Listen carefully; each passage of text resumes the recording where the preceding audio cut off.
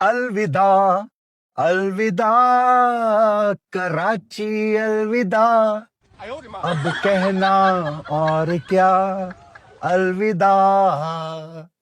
Karachi PSL से बाहर हो गया है और दोपहर को कोयटा पहले ही बाहर हो गया था। लाहौर और हैदराबाद में से चौथी टीम कौन सी प्लेऑफ में जाएगी, इसके लिए ऑफिशियली आपको कल दोपहर का इंतजार करना है, क्योंकि हैदराबाद वर्सेस रावलपिंडी की गेम है। लेकिन मैं आपको अभी ही बता रहा हूं कि चौथी टीम लाहौर ही होगी, क्योंकि हैदराबाद को एक बहुत ही मुश्किल किस्म का कोई सिनेरियो मिलना है, कोई 80-90 प्लस रन से वो जीते, जो कि बहुत अनलाइकली है। सो ऐसा समझ लो कि 80% लाहौर ये गेम जीत के क्वालिफाई कर चुकी है। बाकी कल दोपहर को हमें पता लग जाएगा। पिशावर जल्मी जो आपने आज किया है ना, वो होटल में बैठे कराची किंग्स के सारे प्लेयर्स ने नोट किया है। मतलब जब आखिर में 2 रन चाहिए थे, मुझे समझ नहीं आई वो बात कप्तानी बाबर आजम की, या तो ये टीम का कलेक्टिव डिसीजन था, आई डोंट नो। लेकिन मुझे कोई दूसरी एग्जांपल याद नहीं आ रही। अगर आपको याद आए तो मुझे कोई बता दे कि 2 रन चाहिए जीतने के लिए लाहौर कलंदर को। ऑब्वियसली कुछ भी हो सकता है, लॉन्ग ऑन भी पीछे है, लॉन्ग ऑफ भी पीछे है, डीप मिड विकेट भी पीछे है, और वो लॉन्ग लेग भी पीछे है। 2 रन चाहिए जीतने के लिए। अब क्या इसका मतलब यह है कि पिशावर जल्मी कैजुअल ले रही थी बिकॉज वो पहले ही पहले नंबर पे मौजूद है, उनको कोई फर्क नहीं पड़ता, या उन्होंने कोई लाहौर कलंदर्स के साथ बस फन वे में लाइट ले लिया इस मैच को, आई डोंट नो। लेकिन ये चीज कराची किंग्स को पसंद नहीं आई होगी, क्योंकि कराची अगर आज थोड़ा सा भी उनका चांस बनता था ना, तो लाहौर को आज भाई हारना था। लेकिन मैं लाइव स्ट्रीम कर रहा था और आप सबका भी यही ओपिनियन था। अब जो आपका ओपिनियन था कि पिशावर ये मैच कैसे हार गई है, वो मैं यहां बोल तो नहीं सकता, लेकिन मेरा नहीं ख्याल कि पिशावर ने अपने फुल पोटेंशियल पे ये गेम खेली है। बिकॉज लाहौर अगर हारती, उन्होंने टूर्नामेंट से बाहर निकल जाना था। वो टेंशन आपको लाहौर के डगआउट में नजर आ रही थी, लेकिन पिशावर ने वो इंटेंसिटी नहीं दिखाई। जेम्स विंस के माठे फील्डिंग एफर्ट, फरहान यूसुफ की फील्डिंग, इफ्ती ने वो कैच ड्रॉप किया लाइटों का बहाना बना के, ओवरऑल जो बॉडी लैंग्वेज थी, फिर ब्रेसवेल ने भी एक आधा चौका कराया। मतलब जो माहौल था ना पिशावर जल्मी का, वो एक हाई इंटेंसिटी क्रिकेट मुझे खेलने के मूड में नहीं दिख रही थी। फिर कल दोपहर को कोयटा जो 1 साइडेड मैच हारी है, उसके ऊपर भी मैं आऊंगा, लेकिन इस मैच से पहले हम शुरू करते हैं।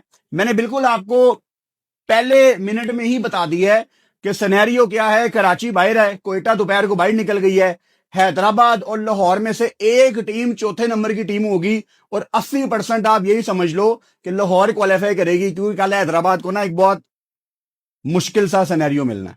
अच्छा, पिशावर जल्मी ने पहले बैटिंग करते हुए, सेम पिच थी दिन वाली, 199 किया, यानी लाहौर कलंदर्स को 200 चेज करना था 20 ओवर्स में। I think Peshawar Zalmi clearly run इन्होंने थोड़े से कम बनाए हैं, क्योंकि वहां पे इतनी गंदी बॉलिंग की है लाहौर कलंदर्स ने।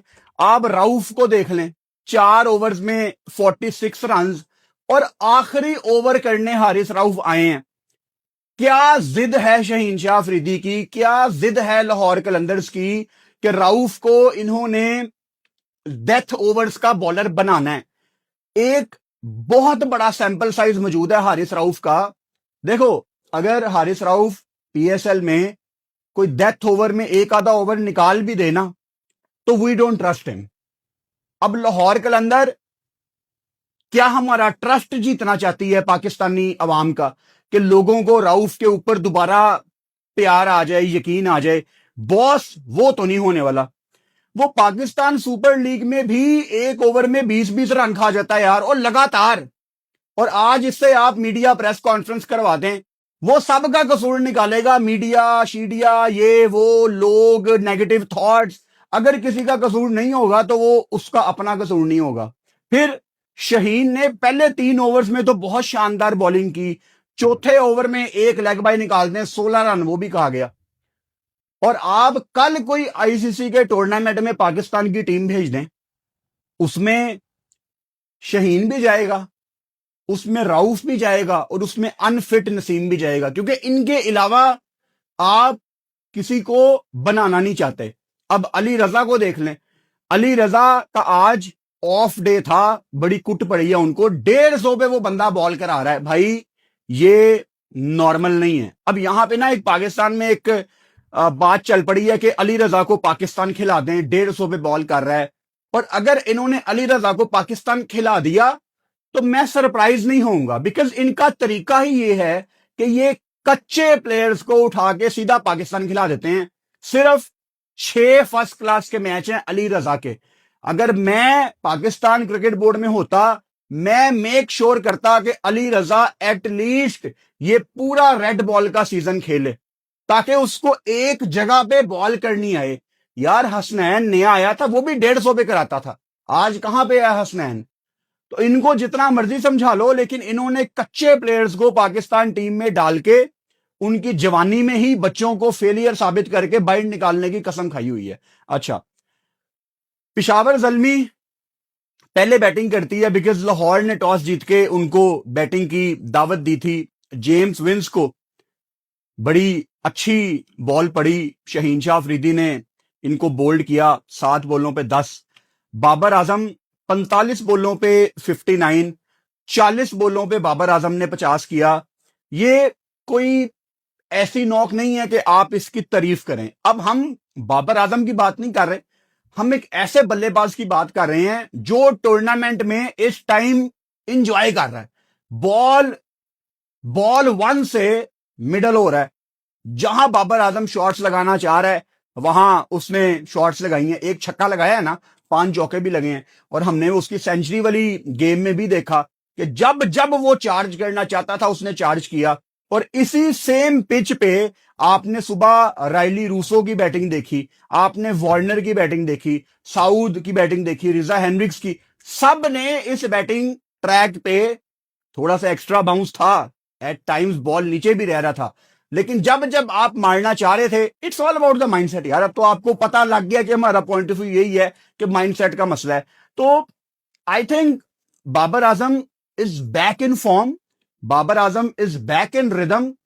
इसको मजीद इंप्रूव करने के लिए बाबर को डोमिनेट करने वाली क्रिकेट खेलनी है। बाबर ने अपने करियर का एक बहुत बड़ा हिस्सा दब के खेला है।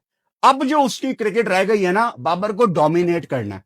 और डोमिनेट कैसे होगा? आपकी टीम ने क्वालिफाई किया हुआ है, आप अपनी टीम का सब कुछ हैं, आप कप्तान हैं, कोच आपसे पूछे बगैर चल नहीं सकता, ऑनर वैसे ही आपका फैन है, लीग वाले वैसे ही आपका सदका उतारते हैं, you are one man show. तो आपके ऊपर तो किसी चीज का प्रेशर ही नहीं है। आप ओपनर जा रहे हो, क्वालिफाई आपने किया हुआ है, पहले बैटिंग कर रहे हो, रख रख के शॉटे लगाओ यार।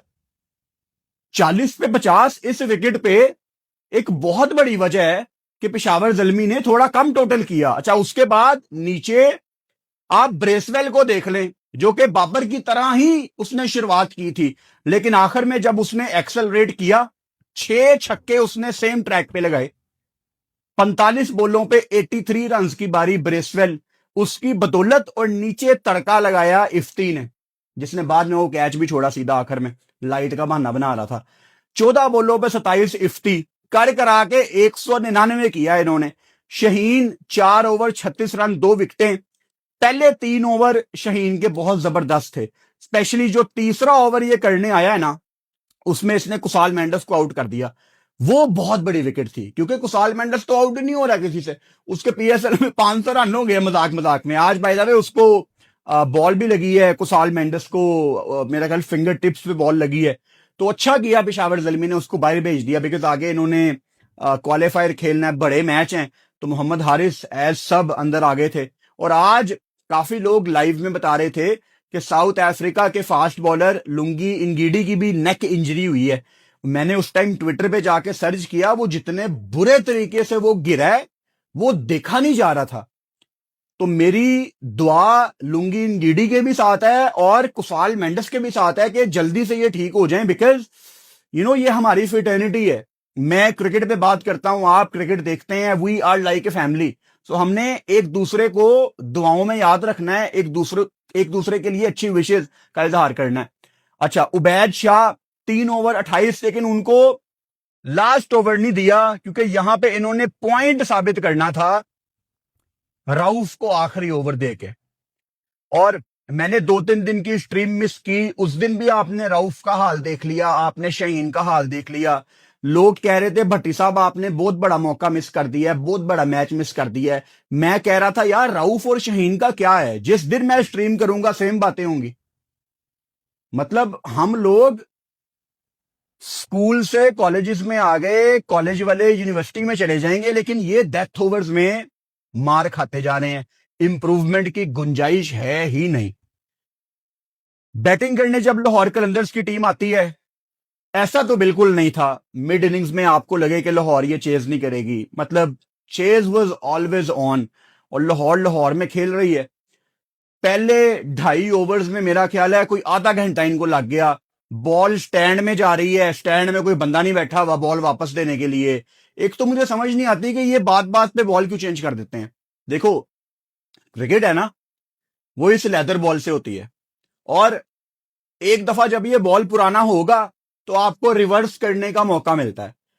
तो जिनको रिवर्स स्विंग आती है, मिसाल के तौर पे शहीन, राउफ, एक एग्जांपल दे रहा हूं, तो ये इंतजार करते हैं कि बॉल थोड़ा सा पुराना हो, अगर ड्यू नहीं पड़ रही तो बॉल रिवर्स होगी।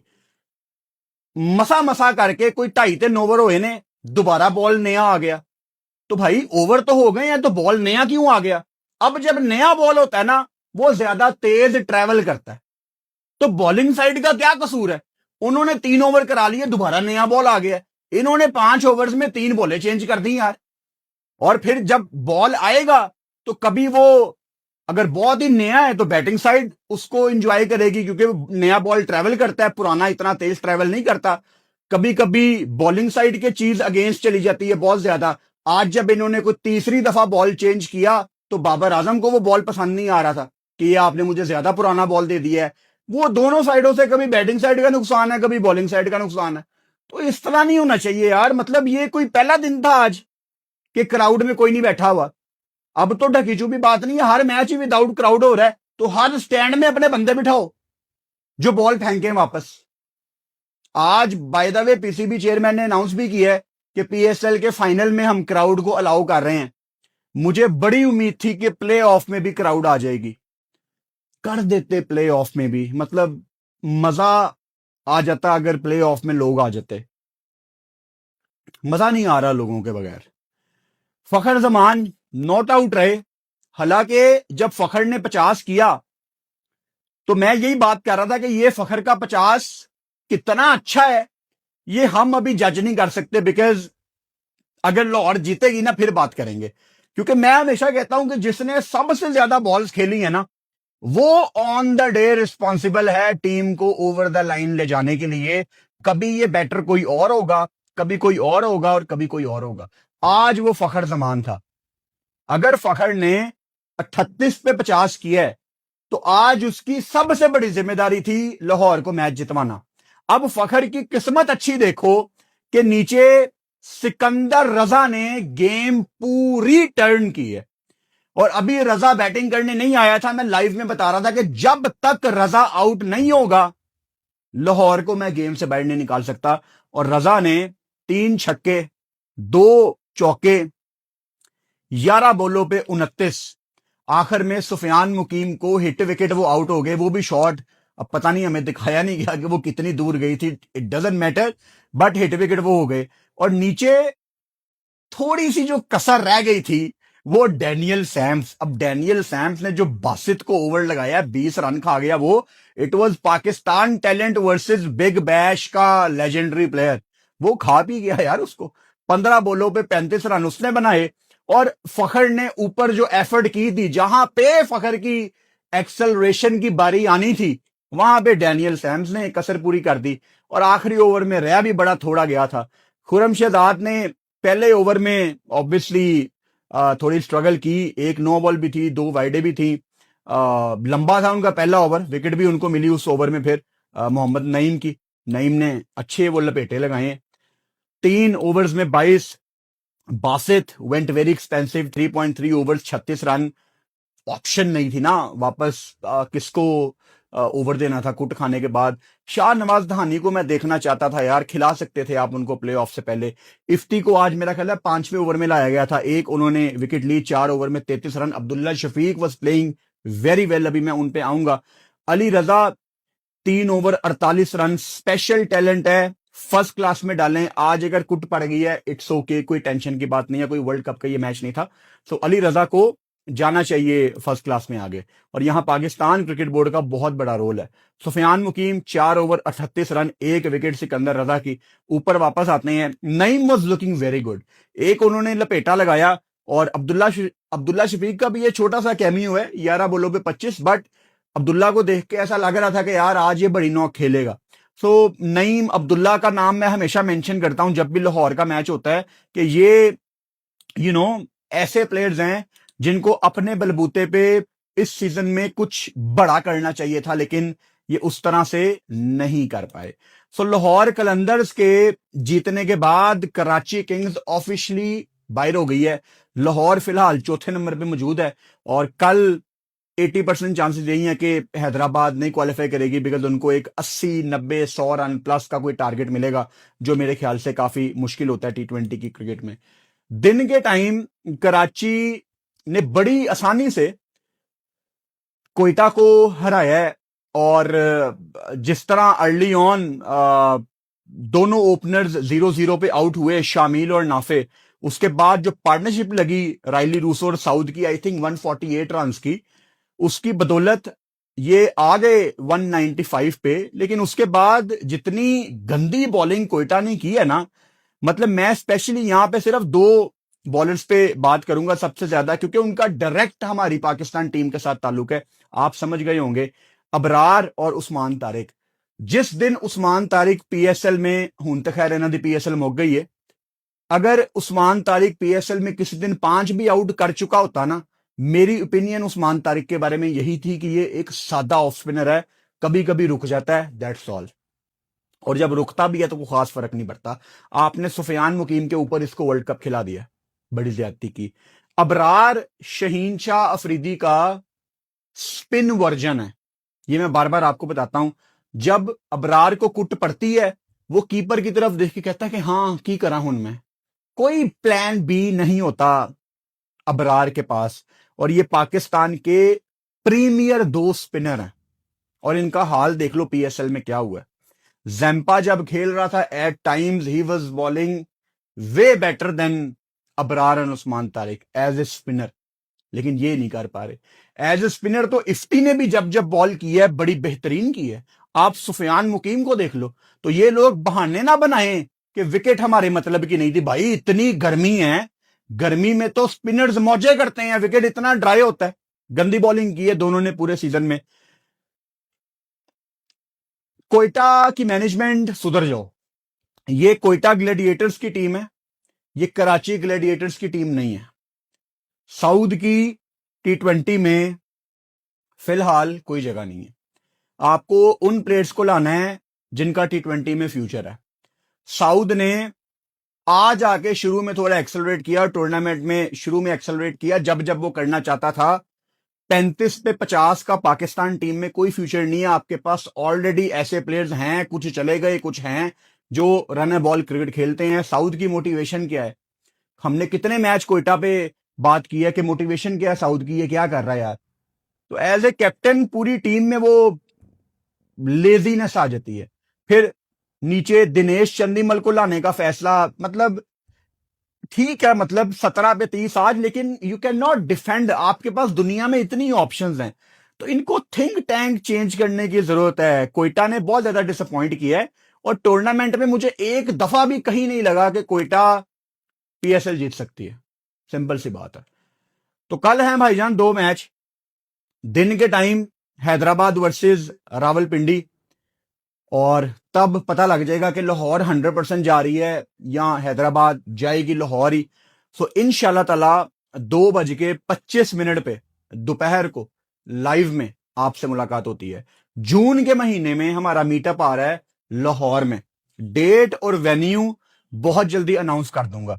इस वीडियो के नीचे कमेंट बॉक्स में एक लिंक मैं पिन कर रहा हूं, उस लिंक पे जाके बिल्कुल फ्री अपना इंटरेस्ट रजिस्टर कर दो। इसका मकसद ये है कि हमें आइडिया हो जाएगा कि कितने लोग आ रहे हैं, ताकि हम उतने लोगों का इंतजाम इस लाहौर के मीटअप में करें जो कि जून के महीने में हो रहा है। इंशाल्लाह ताला कल लाइव में आपसे मुलाकात होती है। Good night.